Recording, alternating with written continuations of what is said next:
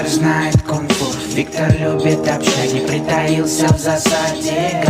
Să trimiți asta surorii tale, dacă o iubești și dacă o respecti. Vine așa.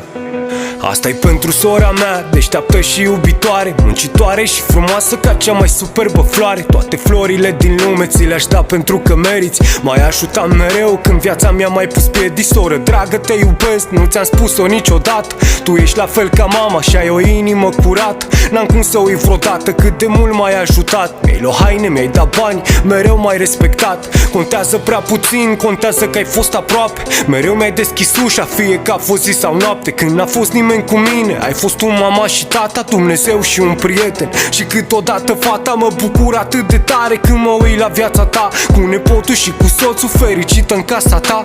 Mereu o luptă